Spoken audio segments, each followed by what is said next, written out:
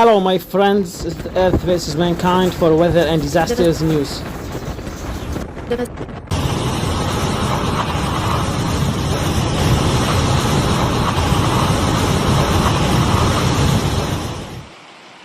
A strong hurricane with winds reaching 119 kilometers caused severe damage in Zhejiang, China.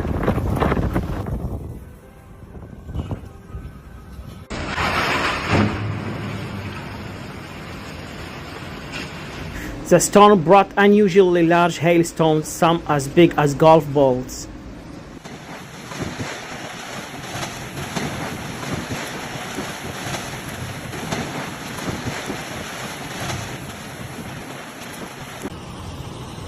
Many people were surprised by the storm and looked for shelter wherever they could find it.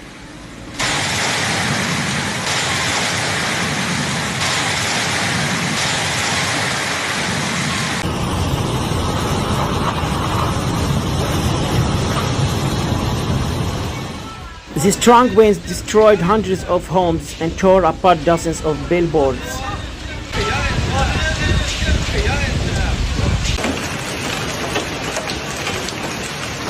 Sadly, a lot of crops were also damaged by the hail, leading to significant agricultural losses.